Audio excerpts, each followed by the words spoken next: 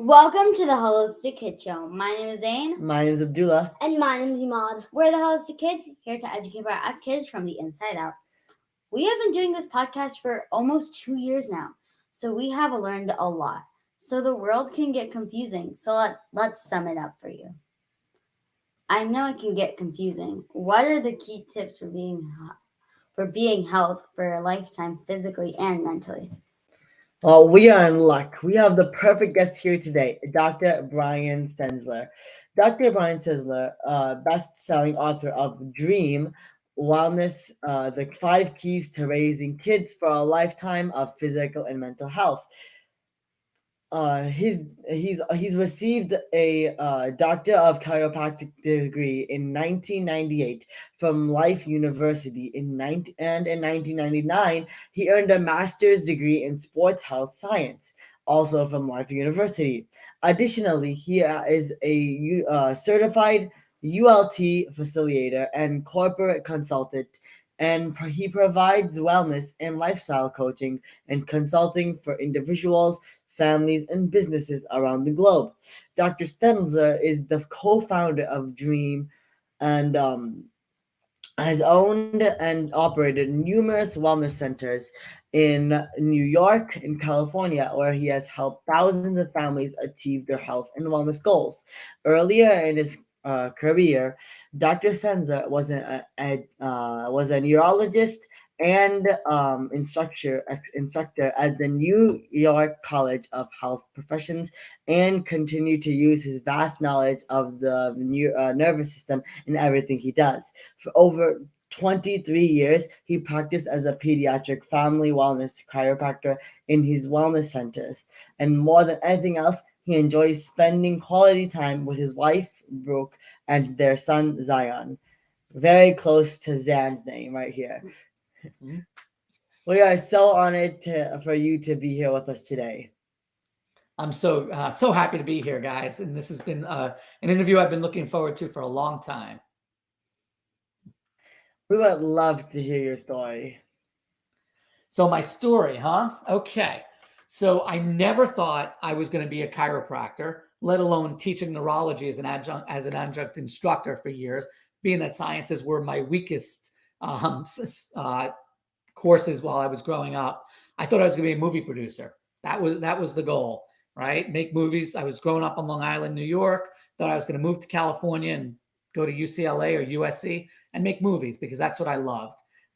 And throughout high school, people start changing what they think they're going to do, what's important to them. And I was always intrigued in the body, and I always took care of my body like a temple.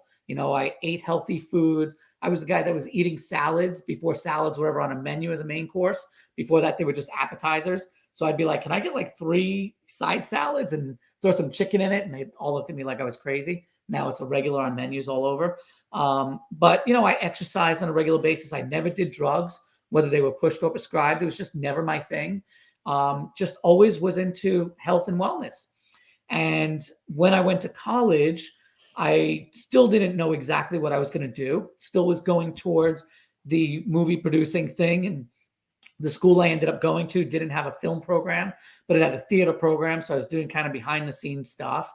And I just wasn't as passionate about it and didn't do very well in school, to be honest with you. And boys, I'm sure you know that if you're not passionate about something in school, you're probably not going to do very well. So could have done better, but realized that wasn't my focus back then. And my mom, then I started realizing, asking people about, well, what can I do in health and fitness? And somebody introduced me to physical therapy and said, you could be a physical therapist, because I was paying my way through college kind of as a personal trainer. And so I changed all my classes from theater to pre-med, which was a big change, especially for someone who was not strong in their sciences. But then all of a sudden my grades skyrocketed. I made Dean's List, the good Dean's List, not the bad Dean's List, right? So yeah. I wasn't sent to the principal's office in the bad way, but it was actually good because I started to enjoy the sciences because there was more purpose. And then my mom started dating this guy named Nat. And Nat was a retired police officer from New York, NYPD. And Nat asked me if I ever thought about being a chiropractor. And I knew nothing about the chiropractic profession. I'd never been to a chiropractor before, couldn't even pronounce the word. I mean, it's spelled Chiro. It was like Chiro, whatever. I'm like, what is this word and stuff? And he says to me, honestly, I don't know what chiropractic is, but my son just started chiropractic school in Atlanta and loves it. He's a changed guy. I've never seen him so passionate. Maybe you should talk to Steve. I said, okay. So I reached out to Steve and we started to have these conversations. And he started to tell me about how the body is a self-healing, self-regulating organism, and it doesn't need drugs and surgery to survive. And we're not born with too few drugs and too many organs, and all this stuff and philosophy and vitalism that I kind of always felt inside, but never understood what it was, that it was all wrapped up in this one profession called chiropractic. So I decided to really start reading more about it and pursuing this career, possibly. And I was going to meet Steve at our parents' wedding.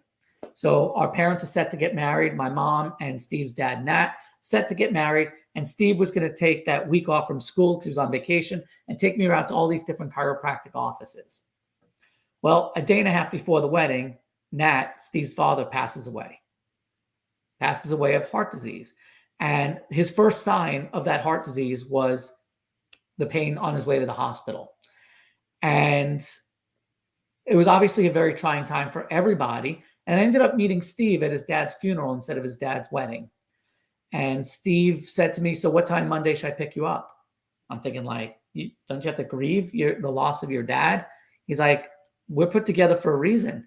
And so Steve spent that week taking me around to chiropractic offices. And that was when I became a chiropractor, not legally or officially, but I knew right there and then that this was my calling.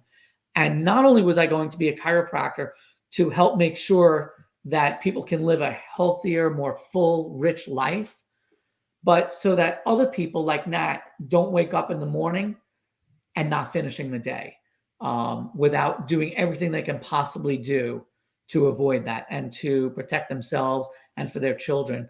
So, we live through life, every day wondering, like, what things can we do differently? We blame our woes in life on bad luck, bad germs, and bad genes, when a lot of the issues in life are a result of bad choices.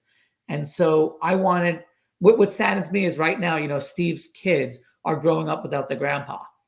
And it's sad because Nat maybe could have been around had he known different things and made different choices. There's no guarantee. But all we know is that living a certain wellness lifestyle, what you guys talk about all the time in your podcast and your Holistic Kids show, is that we don't have to live by chance when we can live by choice. And it's all about putting the odds in your favor. We make certain choices to help us be able to set ourselves up for the future. And that was one of the reasons why I decided to become, of all the different types of chiropractors, to be a pediatric and family wellness chiropractor, because I wanted to help kids have every opportunity to live a healthy, happy, fruitful life. Thank you for such an inspiring story. Kids today are not worried about their health. Why is it important for kids to start taking care of their health at a young age? Yeah, so, it's one of those things where you're absolutely right. Kids are not worried about their health. The only way that a kid is really going to be thinking about their health is if, God forbid, one of their friends or family members, passes away, and maybe it's a youngster, and they start questioning, well, what could have happened? What could have been different? Or when, grandma, grandpa passes away, like, what could they have done differently? So the values in children are not going to be the same as values in adult. And let me tell you something, the values of adult are not in alignment with staying healthy. Tony Robbins, you guys know who Tony Robbins is, right? Yeah, motivational speaker. So, yeah. Well, he says that people are motivated by one of two things: to move away from pain or to move towards pleasure. And unfortunately, most human beings are designed to move away from pain. So even adults are not as focused on staying healthy. So how do you raise kids to want to be healthy? And it comes down to having parents who understand the importance of a healthy lifestyle and showing their kids. Because what are kids' favorite games? One of the favorite games that kids like to play are follow the leader, right? So kids will emulate what their parents do. If parents are drinking soda all the time, smoking cigarettes, for example, having really unhealthy habits, kids are going to follow that. But if a parent really values health and well-being and don't want to see their parents pass away too young and they don't want their kids to be on a similar trajectory of that, well, hopefully they'll instill these values in their kids. And for Zion, my 6-year-old, we've instilled these values in what we refer to as being conscious parents, in helping them understand, look, you're not going to think about mortality, which is like death, when you're a kid. You don't want kids thinking about that. But you want them maybe thinking about, what do they want to look like? What do they want their physicality to be able to accomplish? Like, do they want to be active and maybe athletic, or at least be able to walk up a hill, do some hiking, participate in some sports? And it doesn't always have to be sports. Like, even if they want to do art, like my son Zion is extremely artistic, but it takes him being able to have energy to be able to do art, right? So when kids themselves don't align with wanting to be healthy because they're not thinking about that, they're not thinking about health, it's really incumbent on the parents instilling these values. And the only way that the parents are going to make kids think about wanting to be healthy is by they themselves living a healthy lifestyle and setting a good example for their children. So you talk a lot about the DREAM program, D.R.E.A.M. Can you tell us more about that program and what Yeah. those letters stand for? Yeah, thank you for asking that. So DREAM is what we refer to as the 5 keys to the wellness lifestyle. And they're not services or products, but they're actually categories or facets of living. So D is for diet. Diet is everything that goes into your body from the outside world to the inside world. So it's everything you eat, drink, taste, touch, smell, feel, hear. All the movies you watch and all the people you spend time with is just as much part of your diet as the food you consume. So you guys think about, what is it that you're watching, right? On TV, if anything. What video games are you playing? What are you reading? Is it constructive? Is it good for you? Is it something that makes you feel good about yourself? Or is it something that's really destructive or violent and things like that? And same thing for our parents. So we have to think about our diet as a whole. There's a term that was out when I was a kid, some 30, 40 years ago, called GIGO, garbage in, garbage out. If you put garbage into a computer, like if you type bad information into a computer, you would get something called syntax error. So it's garbage in, garbage out. So if you put garbage into your body, you get garbage out. So we want to make sure that our diets are nutritious, not just through our food, but through all of our senses. Then we have R for relaxation. That's giving your body a chance to call time out, to reset, repair, regenerate, and rejuvenate yourself. It's a state of refreshing tranquility where you get to really rebuild and recomposite yourself. It's kind of, in my book, I refer to as kind of sharpening the axe, right? So you can get relaxation, of course, through sleep, meditation, prayer, art, reading. There's so many different ways of relaxing, but it's extremely important to have relaxation as part of your lifestyle. Then the E is for exercise. That's any activity that requires physical or mental exertion. So not just going to a gym, it could be going for long walks. It could be a jog, maybe racing, your brothers, playing tag with them. So whether it's an adult or a kid, physical activity is extremely important. But then there's also mental activity, which is keeping your mind sharp, which could actually help prevent memory loss and keeps your mind active. So it's going to be doing crossword puzzles, reading good stimulating books and magazines, and so on and so forth. We'll skip A for a second and jump to M. M is for mental wellness. That's about connecting your inner purpose and passion to your outer goals and tasks in all phases of life. So it's about being right with your self-esteem, self-worth, self-values, and so on and so forth. So one of the things that I like to teach about is like affirmations, which is positive self-talk. Affirmations is actually just self-talk, but positive affirmations is about saying good things about yourself. And really, like, when you wake up in the morning, being like, you're all ready for the day. And instead of saying like, oh God, it's morning, you're excited to be like, oh God, it's morning. Like, you're excited for the day and ready to go on. When you have a strong D.R.E.A.M, you should stay in what I refer to as being an adjustment, which is being in balance mentally, physically, spiritually, and emotionally, and having optimal brain-body communication to the nervous system. See, we live our lives through our nervous system, which is our brain and our spinal cord. And we'll talk more about this after if you want to get into a little bit more about why I chose to be a chiropractor and why I take care of kids, in my chiropractic practice for so many years. But when we don't adapt to chemical, physical or emotional stressors, we go out of adjustment. So examples of a chemical stressor could be pollution that we breathe in, foods that we might have an allergy to, or maybe it's genetically modified or not organic, drugs that we take, again, whether pushed or prescribed. It could be a life-saving drug, but it's still a chemical stress, right? It's a chemical stressor, right? Then we have emotional stressors. That could be relationships, whether it's with friends or family. It could be, not being prepared for a test if you're a kid, or not being prepared at work if it's an adult. It could be anything that would get somebody emotionally charged. That would be an emotional stressor. And then there's physical stressors. That could be being on computers for long times, having bad posture, being on devices, where you're on your phones. It could be an accident, like a car accident. It could be a fall. It could be not exercising properly or with good form, and so on and so forth. So the idea is the wellness lifestyle, the D.R.E.A.M lifestyle, helps you avoid and adapt to chemical, physical, and emotional stressors so that you stay in adjustment. And that's the D.R.E.A.M lifestyle. That is amazing. Amazing. And you mentioned adjustments. As what is that for? I mean, are you talking about what chiropractors do when they do something with their neck or something? Is that because you're talking about form, posture, all this kind of stuff? Also, for those who don't know, what exactly is a chiropractor? Okay, great. So, and I didn't know at your age is what a chiropractor was. Like I said before, I couldn't even pronounce the word. So you guys are already way ahead of me. So the A, again, is about being in adjustment, which I'll redefine as being in balance mentally, physically, spiritually, and emotionally, and having optimal brain-body communication through the nervous system.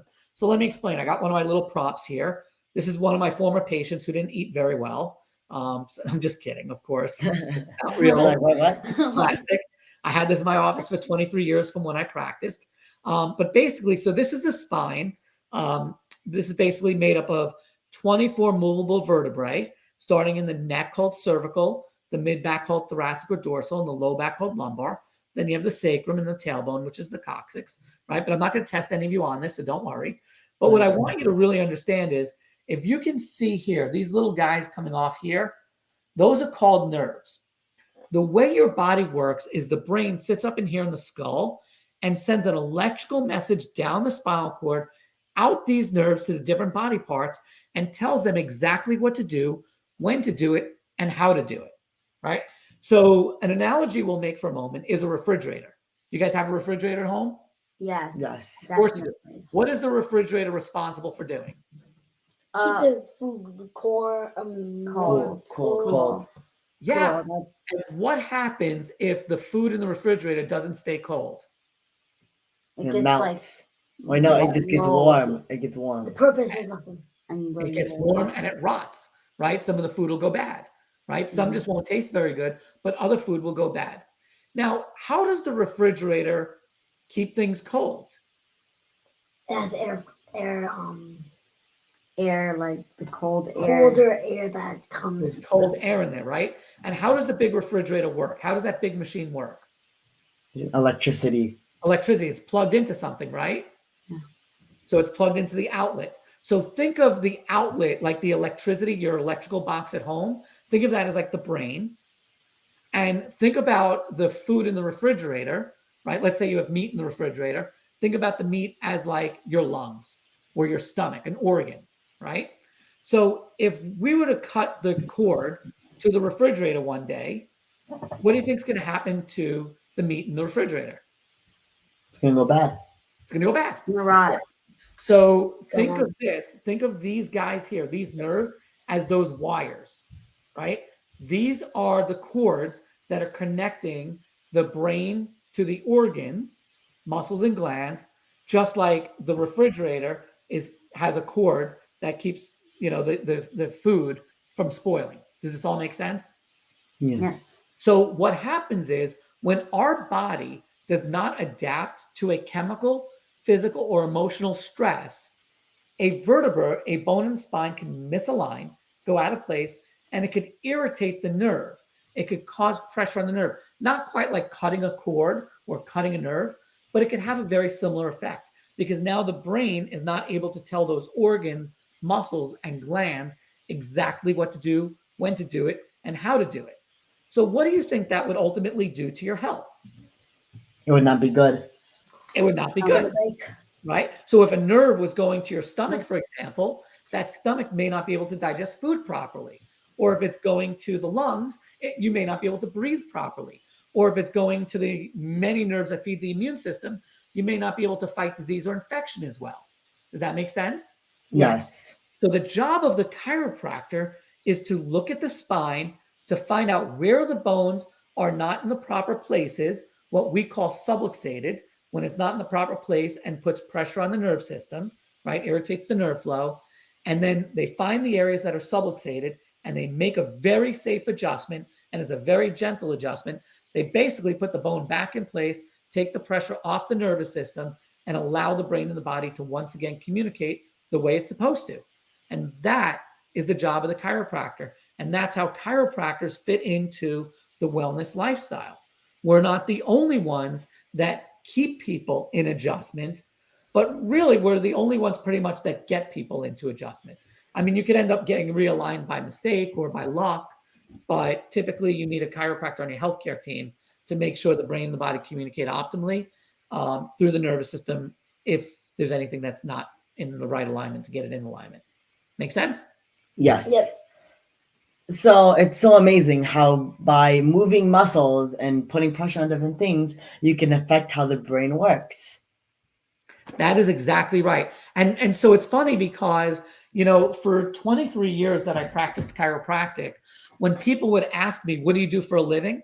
I never said I was a chiropractor, or I rarely said I was a chiropractor, because most people don't understand chiropractic. They don't know what it is. They either think like, oh, I don't need to go to a chiropractor because I don't have pain, or they say they don't like chiropractors, they don't believe in chiropractors, or they love chiropractors, or thank goodness they don't need to go to a chiropractor. But the truth of the matter is, everyone needs a chiropractor on the healthcare team to make sure the brain is communicating with the body functional optimally. So when somebody would ask me what I did for a living, I said I was a neurospinal wellnologist. And they always said, what? Because I made it up. It doesn't mean anything. A neuro, which means nerve, spinal, meaning the spine, wellnologist. So I made sure that people were able to stay well because I enhanced the function of the nerve through the spinal system, spinal column. That is amazing. Amazing. So one question, why did you say the 4 letters and then go back to A after, or did you just do that to make the word make sense? Yeah, so D.R.E.A.M, D.R.E.A.M. I just wanted to do D.R.E.M first, and then I went back to A because I wanted you to understand the nervous system's role in the overall health and well-being and where adjustment fits into it. And I kind of look at the 5 keys to the wellness lifestyle as like the 5 wheels of a car, right? People look at me when I say 5 wheels of a car, like there's 4 wheels in a car. I'm like, yeah, you have 2 tires in the front, 2 tires in the back, and then you got a steering wheel, right? So you look at, say, the D and the R, the 2 tires in the front, the E and the M are the wheels in the back, and the A is the steering wheel because the nervous system steers everything. None of the 5 wheels are more important than the other. They're all essential to have a safe ride to get you from point A to point B, but the nervous system is what steers everything. So that's why I kind of do it in that order. So you talked about a D being diet. How is diet supposed to affect your muscles and your spine? I mean, the spine is a bone, and your muscles, well, they're muscles. Yeah, so it's a great question. So it actually has a lot of impacts on it. One of them is certain food items, for example, if we talk about that aspect of diet, are dehydrating, right? Like they take water out of your system. So that could cause muscles to tighten up, which would cause the vertebrae to pull because you have muscles that are attached to all the vertebrae. So if you have muscles that begin to dehydrate, that's going to cause it to pull in one way or another. Another way that diet could affect the alignment of your spine is, let's say it's from watching something, because we said diet is everything that goes in through all your senses. Well, let's say you're watching something that's really scary or stressful. Well, you might get tense, right? And that causes the muscles to pull. And then if it pulls unevenly, that can cause vertebrae to go out of place. I mean, people always talk about stress. Some people get stress in the shoulders because they're talking about emotional stress when they say that, right? They get stress in the shoulders. Some get stressed in the low back. Some get it in the belly. But all those stresses affect the musculature. And when the muscles are not balanced properly and communicating optimally, that's going to cause bones to misalign as well. Wow. That is Wow. amazing. The body is so like how do you like it's so different, and it can basically rely on it doesn't care about anything else. It can do everything itself. It's so amazing. So what is one thing kids can do today to improve their health besides following the dream program? Well, I would say that one thing, if I were to pick one thing that they could start doing, well, for one, I would say tell their parents that they want to take them to a chiropractor to get checked out. I don't practice anymore, so I don't have any skin in the game.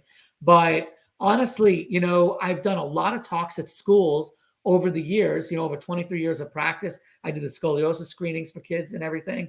And when I get to do talks to kids and stuff, and I show like these spines and I explain it, they go to their parents and they're like, can we visit a chiropractor and see how I can possibly make sure that everything is working right?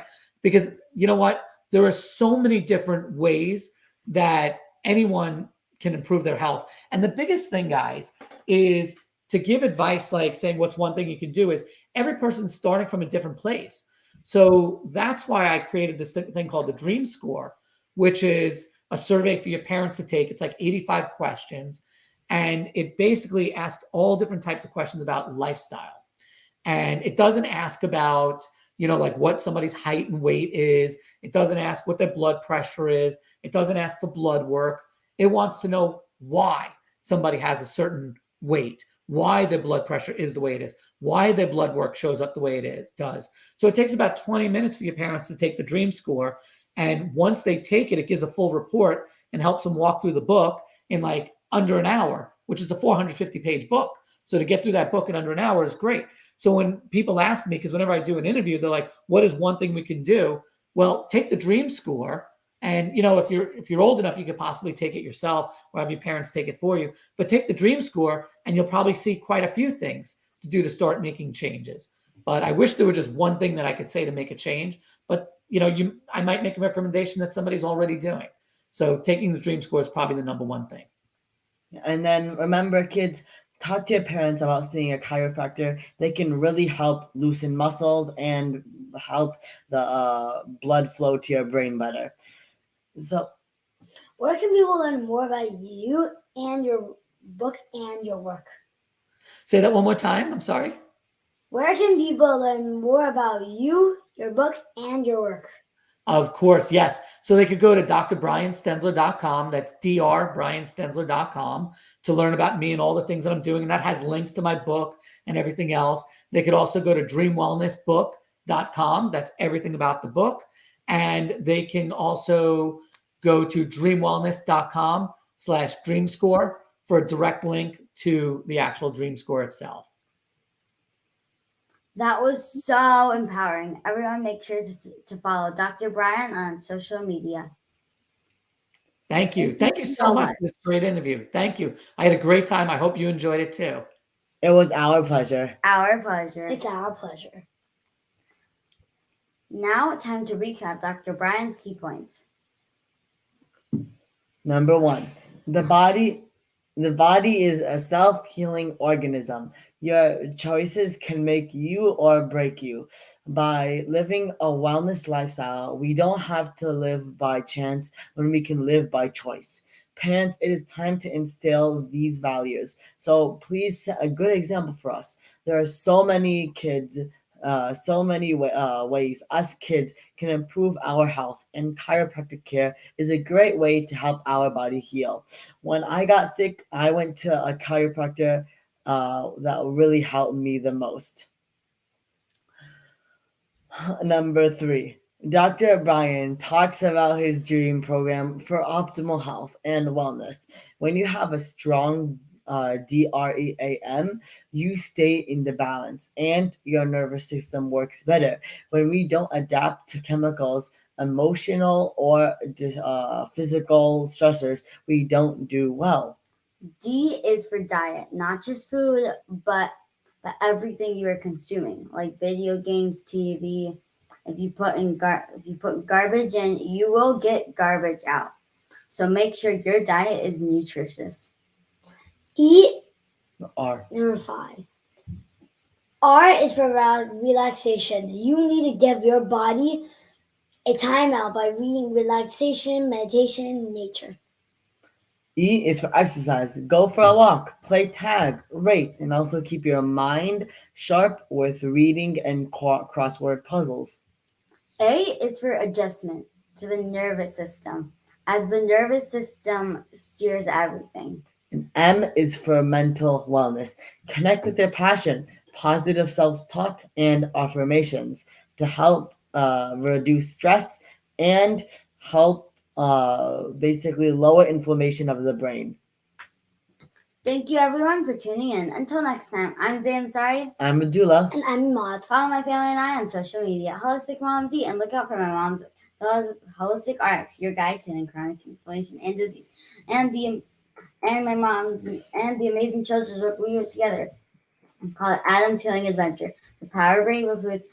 So check it out on Amazon. Yay!